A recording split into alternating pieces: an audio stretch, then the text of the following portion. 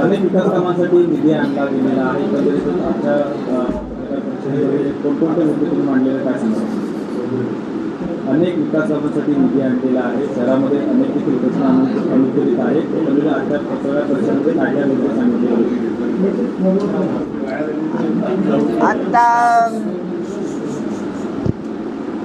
रत्नागिरी शहराच्या विकासासाठी ज्या महत्त्वाच्या गोष्टी होणं गरजेचं आहे, या सगळ्या गोष्टींचा विचार करून सन्माननीय पालकमंत्री उदयजी सामंत साहेब आणि लांजा राजापूरचे आमदार सन्माननीय किरणजी सामंत साहेब यांच्या माध्यमातून या रत्नागिरी शहरासाठी भरीव निधी आलेला आहे.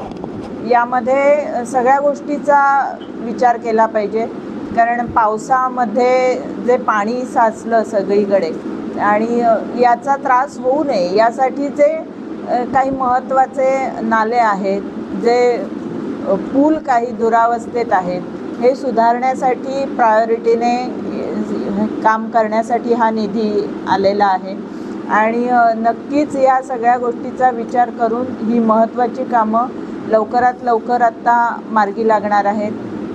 रत्नागिरी शहरातल्या शाळा ज्या आहेत की मुलांना अतिशय चांगल्या प्रकारे सर्व सोयीसुविधा मिळून शिक्षण मिळालं पाहिजे, या हेतूने शाळा पहिल्या चांगल्या झाल्या पाहिजेत. यासाठी ज्या शाळा दुरावस्थेत आहेत, जिथे काही शाळांमध्ये पाणी गळतं आहे किंवा अशा काही गोष्टी आहेत, या सगळ्या दुरुस्त करण्यासाठी निधी प्राप्त झालेला आहे. त्याचप्रकारे आज रत्नागिरी शहरामध्ये आठवडा बाजार इथे जे शॉपिंग सेंटर आहे ते अतिशय दुरावस्थेत आहे आणि ते चांगल्या प्रकारे तिथे शॉपिंग सेंटर व्हावं यासाठी सन्माननीय पालकमंत्र्यांच्या माध्यमातून 7 कोटीचा निधी प्राप्त झालेला आहे. कारण मेन बाजारपेठ आहे ती जर सुसज्ज असेल तर नक्कीच अनेक पर्यटक आणि खरेदीसाठी येतात, शहरातले सगळे नागरिक जातात आणि तिथे चांगलं एक शॉपिंग सेंटर व्हावं या उद्देशानं या शॉपिंग सेंटरसाठी सुद्धा निधी प्राप्त झालेला आहे. प्रशासकीय इमारत साहेबांच्या माध्यमातून अतिशय चांगली झालेली आहे, परंतु यामध्ये सुद्धा काही कामं अजून नव्याने प्रस्तावित झालेली आहेत.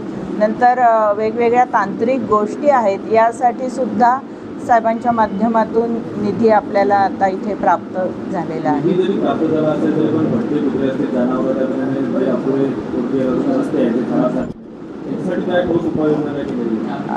या सगळ्या गोष्टी तर आहेत, कारण या तर फार महत्त्वाच्या गोष्टी आहेत आणि यासाठी नुसतं निधी महत्त्वाचा नाही आहे, तर त्यासाठी व्यवस्थित ते काम करून घेण्यासाठी आमचे नगरपालिका म्हणून प्रयत्न चालू आहेत. आमच्या नगरपालिकेची सर्व माणसं ही गुरं पकडण्यासाठी, कुत्र्यांसाठी सतत फिरत असतात, परंतु या गोष्टी पुढे येत नाही आहेत.